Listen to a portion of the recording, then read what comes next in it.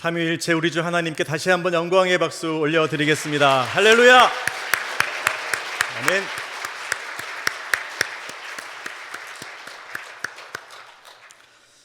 네, 그리고 이따가 나가실 때 2024년도 달력이 나왔습니다. 탁상용과 또 벽걸이용이 있으니까요, 필요한 만큼 챙겨서 가시면 되겠고요. 또 성탄절 예배 때는 차량이 혼잡스러울 수 있습니다. 가급적 대중교통을 이용해 주시기를 부탁을 드립니다. 어느덧 대림절 네 번째 주일이 되었습니다. 오늘은 또 크리스마스 이브이기도 하죠. 오늘 우리에게 주시는 하나님의 말씀, 요한복음 1장 14절의 말씀입니다. 요한복음 1장 14절의 말씀, 주의 말씀을 봉독하겠습니다. 말씀이 육신이 되어 우리 가운데 거하심에 우리가 그의 영광을 보니 아버지의 독생자의 영광이요 은혜와 진리가 충만하더라. 아멘. 여러분, 내일은 성탄절, 크리스마스입니다. 내일 맞이하게 될 성탄절의 의미는 여러분이 다 아시는 것처럼 온 인류를 구원하기 위해 이 땅에 오신 하나님의 아들 예수 그리스도의 탄생입니다. 이러한 예수님의 탄생은 표면적으로만 본다면, 그 당시로 우리가 타임머신을 타고 거슬러 올라가서 겉으로 드러난 모습만 본다면 사실은 세상의 여느 아이와 태어나는 모습이 다를 리 없습니다. 비슷한, 동일한 출생으로 여겨질 것입니다. 하지만 본질적으로 본다면 예수님의 탄생과 일반적인 사람들의 탄생은, 태어나는 것은 본질적으로 다르죠. 전혀 다른 차원의 예수님의 탄생은 위대한 탄생입니다.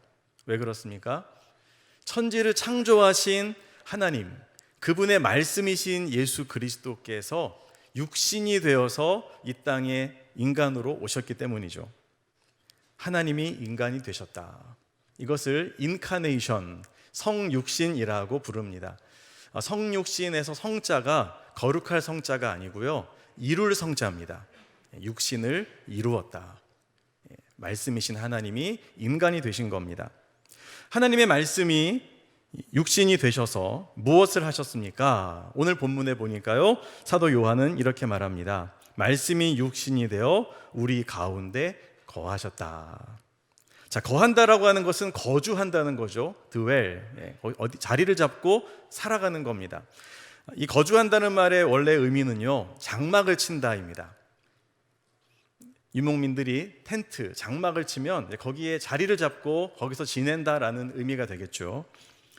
그런데 이스라엘 백성들에게는 장막을 친다라고 하면 조금 더 다른 의미가 있습니다.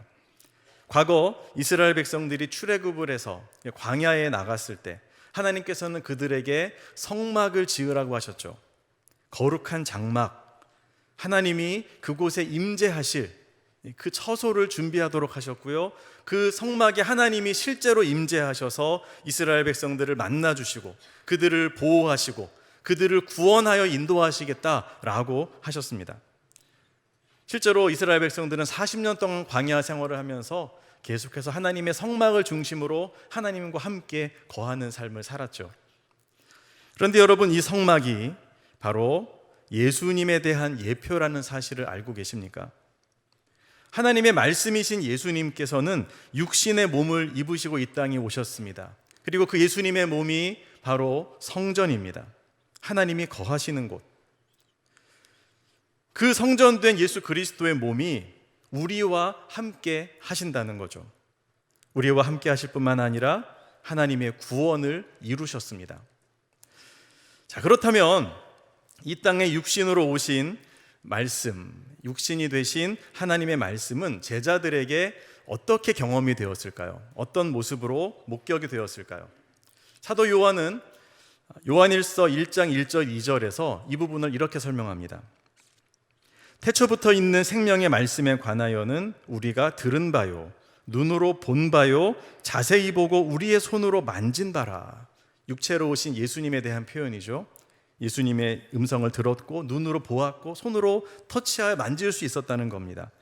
이 생명이 나타내신 바 된지라 이 영원한 생명을 우리가 보았고 증언하여 너희에게 전하노니 이는 아버지와 함께 계시다가 우리에게 나타내신 바 된 이시니라. 아멘. 예수님이죠. 저는 이 요한과 제자들이 너무도 부럽습니다. 그렇잖아요. 예수님 곁에서 예수님의 얼굴을 보고 그분의 음성을 듣고 그분과 손을 맞잡고 허그할 수 있다. 얼마나 대단한 겁니까? 얼마나 영광스럽고 복된 일입니까? 그런데 여러분, 놀라지 마십시오. 이 시대에도 그리스도의 몸은 존재합니다. 현존하는 그리스도의 몸은 바로 교회입니다. 성령이 임하시고 성령으로 함께 하시는 그리스도께서 교회를 일으키시고 그 교회가 머리 대신 그리스도의 몸으로서의 사명을 감당하도록 하나님께서는 지난 2000년 동안 역사에 오셨던 겁니다. 즉 예수님은 주님의 몸된 교회를 통해서 우리의 곁에 몸으로서 함께 계시는 겁니다. 여러분, 좌우에 계시는 분들 한번 이렇게 보십시오. 이분들이 다 예수 그리스도의 몸입니다. 몸으로서 그 역할들을 감당하고 계시는 거죠. 주님의 말씀대로 우리가 섬기고 순종하는 교회 공동체를 이루게 될 때 우리의 사랑과 섬김을 통해 세상은 예수님의 음성을 듣게 되고 그분의 손길을 실제적으로 느끼게 될 겁니다. 말씀이 육신이 되는 이 성탄의 기적, 이와 같은 영적인 변화를 날마다 경험하고 또 누리는 저와 여러분들 되시기를 축복합니다. 자, 이 말씀이 육신이 되신다, 이 부분을 우리가 조금 더 묵상해 보기를 원합니다. 육신이 된다라고 하는 것은 이 말씀의 입장에서 보면 무척이나 위험한 일이 될 수 있습니다. 말씀이 저 하늘에 있다면, 하나님과만 함께 계시면 말씀은 안전합니다. 그 말씀에는 능력이 있고 영원함이 있고 그 누구도 말씀에 범접할 수 없습니다. 완벽한 말씀, 온전한 말씀, 영원한 말씀입니다. 그런데 이 말씀이 하늘을 떠나서 이 땅으로 내려오고 그것도 우리와 똑같은 육신을 입은 모습으로 드러나게 될 때 이 말씀은 엄청나게 위험해집니다. 죄인인 사람들은 그 말씀을 인정하지 않을 것입니다. 무시하고 내어 던지고 발로 밟을 것이기 때문입니다. 하지만 예수님은 그것을 두려워하지 않으셨습니다. 저 하늘 위에 영광스러운 생활을 다 내려놓으시고 우리네의 실생활 속으로 찾아오셔서 지지고 볶는 우리의 일상 속에서 만날 수 있는 하나님의 말씀이 되어주셨습니다. 그 삶을 보여주셨습니다. 여러분, 말씀이 육신이 되신 예수님, 그분의 육체는 우리의 육체와 무엇이 다르겠습니까? 아마 의학적으로 검사를 한다면 똑같은 인간의 몸이라고 할 것입니다. 왜요? 완전한 인간이 되셨으니까요. 하지만 예수님의 육신은요, 다릅니다. 말씀이 육신이 되셨기 때문에. 무엇이 다릅니까? 예수님은 대접받는 육신이 아니라 대접하는 육신이 되셨습니다. 칭찬받기보다는 칭찬하시고 위로받기보다는 위로하는 몸이 되셨습니다. 사람들을 일으켜 세우기 위해 이 땅에 그와 같은 육신으로서 오셔서 그 사명을 감당하신 겁니다. 무엇보다도 육신이 되신 예수님의 몸은 우리가 아는 것처럼 우리의 죄를 대신 지고 채찍에 맞으셨습니다. 정말로 채찍에 실제로 맞으신 거잖아요. 만신창이가 되고 찢겨나가는 피투성이가 된 그 몸입니다. 모욕을 당하고 십자가에 못 박혀 돌아가셨습니다. 물과 피를 다 쏟으신 그 몸, 그 몸이 말씀이 육신이 되신 예수님의 몸입니다. 대속죄물이 되어주심, 낮아짐을 두려워하지 않고 하나님의 말씀을 이루는 삶, 그것이 우리와 다른 것입니다. 이것은 안전함을 포기하겠다는 것이죠. 여러분, 엄마가 된다는 것은 어떤 의미입니까? 엄마라고 하는 그 이름표를 붙이는 게 아니잖아요. 아름답고 고고하게 살아갈 수 있는 여성의 그 이상적인 모습을 포기하는 겁니다. 땀과 피와 눈물에 목숨을 건 출산을 감행하는 것이고 지극정성으로 아기를 양육하는 현실 속에서의 엄마가 되겠다는 그런 의미 아니겠습니까? 교회에서 목사가 된다는 것, 직분자가 된다는 것, 이것은 성도로서 내가 마땅히 누릴 수 있는 권리를 포기하는 것이고 섬김받는 것을 내려놓고 칭찬을 받지 않겠다는 것입니다. 주님의 몸된 교회를 세우기 위해서 섬김을 받기보다는 섬기는 자를 자청하고 칭찬 대신에 불평과 한 소리 듣는 그 위치에 나아가겠다는 겁니다. 위로받기보다는 위로하고 아래에서 섬기는 자가 되겠다, 이런 의미 아니겠습니까? 우리가 예수 그리스도의 몸이 된다는 것은 그렇기 때문에 이와 같은 위험한 역할에 도전장을 내미는 겁니다. 꽃길이 아니라 가시밭길일 수 있는 거죠. 하나님께서 성도를 사명으로 또 소명으로 부르실 때 그것이 확실하다면 저는 그 다음에는 정말 좋은 일만 있으리라고 예상을 했습니다. 여러분도 그러지 않으십니까? 하나님이 여러분을 부르셔서 구원하시고 자녀로 삼으시고 일꾼으로서 부르실 때 거기에는 참 좋은 일만 있겠다, 이렇게 기대할 수 있지 않겠습니까? 하지만 실제의 길은 어떻습니까? 우리가 그 길 끝에 있는 영생과 찬란한 하늘의 영광을 선명하게 보기 때문에 이 길을 선택하지만 너무도 큰 감격으로 내가 너를 지명하여 불렀나니 너는 내 것이라, 이 감격으로 우리가 응답하여서 이 길을 나아가지만, 그러나 그 마지막 고린 지점까지 나아가는 과정은 결코 편안한 길만은 아님을 알아야 됩니다. 천성을 향해 가는 철로 역정처럼 온갖 위험 요소가 있고요, 실제의 삶이 있는 겁니다. 아이고 허리야, 아이고 다리야, 실제로 살아가는 그 삶 속에서의 말씀인 거죠.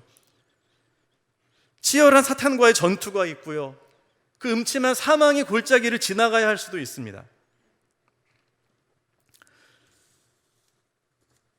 여러분, 우리 성도들의 삶이 바로 그러한 것 아닙니까? 악한 세상 속에서 예수 그리스도를 믿는 그리스도인으로 살아간다. 이것은 오히려 교역자들보다 더 위험한 자리에 있다라고 말할 수 있어요. 교역자들이야 교회 테두리 안에 있으니까 일이 고돼도 견디면 됩니다. 그러나 여러분은 세상 속에서 정말 그리스도인의 정체성이 좌우로 흔들릴 수 있는 그런 상황에 노출되어 있는 거 아니겠습니까? 거기서 참고 인내해야 되고요, 그리스도인으로서 섬겨야 됩니다. 이게 왜 그리 어려운지요? 왜 그토록 어려운 일을 우리가 해야 됩니까? 교회 안에서의 봉사도 마찬가지입니다. 다른 사람이 해도 되는데 왜 이걸 내가 해야 됩니까? 왜 하필 납니까? 이런 질문 생기지 않습니까? 여러분, 그러한 가운데서 주님은 왜 우리를 이와 같이 힘든 자리, 어려운 자리로 이끄시는 걸까요? 왜 이 힘든 집안에 시집오고 장가가게 하셔가지고 이 고생을 시키시는 걸까요? 우리를 사랑하지 않으셔서일까요? 우리 고생 좀 해봐라, 우리를 거기다 몰아넣는 겁니까? 여러분, 그렇지 않습니다. 오히려 그 반대죠. 우리를 사랑하셔서, 그리고 우리를 믿어주시기 때문입니다. 너라면 그 자리에 가서 그 역할 감당할 수 있을 거야, 내가 너를 믿고 보낸다, 이것이 주님의 마음이라는 거죠. 여러분, 이렇게 주님은 우리를 믿고 보내시면서 우리에게 예수 그리스도의 영광을 함께 누릴 수 있는 기회를 주십니다. 여러분, 육신으로 오신 예수님의 모습을 한번 떠올려 보세요. 그 모습이, 겉으로의 모습이 어떠하겠습니까? 초라하기 그지없습니다. 돈도 없으시고요, 학위도 없으시고요, 변변한 사회적인 지위도 없으시고요, 결혼도 못하셨고요, 뭐 하나 가진 게 없습니다. 하지만 그 예수님을 가장 가까이서 배웠던 요한은 이렇게 고백합니다. 자막 띄워주시죠. 우리가 그의 영광을 보니 아버지의 독생자의 영광이요 은혜와 진리가 충만하더라. 아멘. 여러분, 말씀이 육신이 되었을 때 그 앞길에 꽃길만 놓여져 있는 것은 아닙니다. 하지만 분명한 사실은 무엇입니까? 그곳이 영광스럽다는 겁니다. 아버지의 독생자의 영광이 거기에 함께하고, 그 고난의 자리는 독생자가 계신 영광의 자리, 그 길은 은혜와 진리가 충만한 자리가 되는 것입니다. 그 길로 주님이 우리를 초청하시는 거죠. 여러분, 하나님의 일은 말만 한다고 되는 게 아닙니다. 어떤 분들은 이래라 저래라 말만 하죠. 그러나 본인은 아무것도 안 합니다.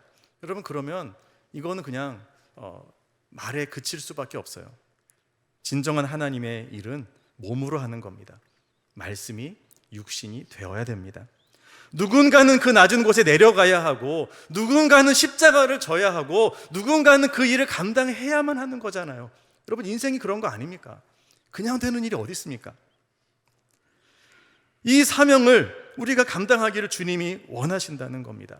이방인에게 전도하고 싶어요. 그런데요, 그냥 안 되는 겁니다. 그래서 사도 바울은 그 전도를 하다가 매를 맞고 옥에 갇히고 로마 감옥까지 끌려가지 않습니까?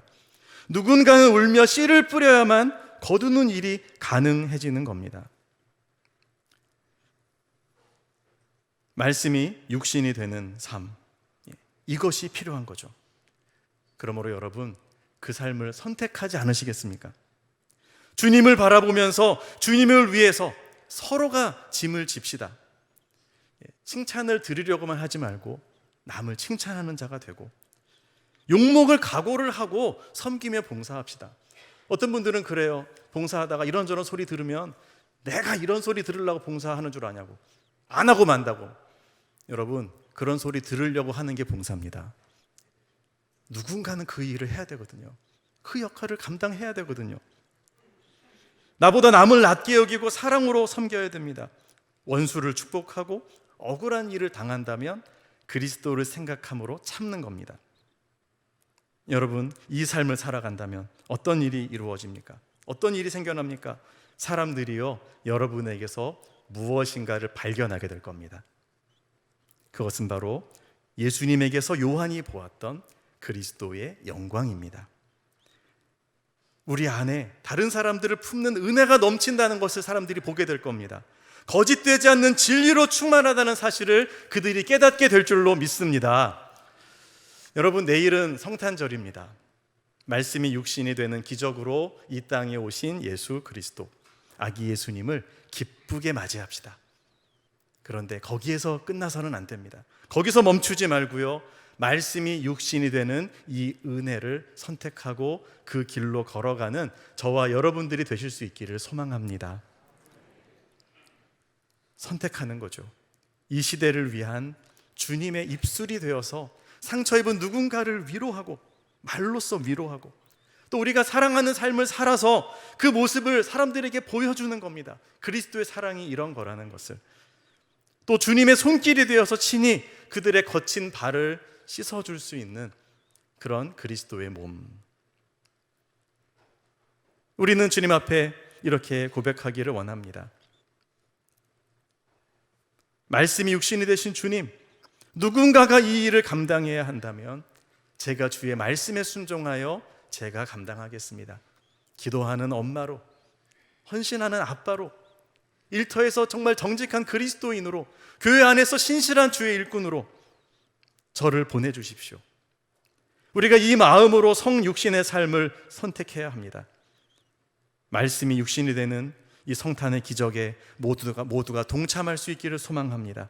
그래서 주님의 영광과 은혜와 진리로 충만하게 되는 저와 여러분들 모두 되시기를 예수 그리스도의 이름으로 축원합니다. 아멘.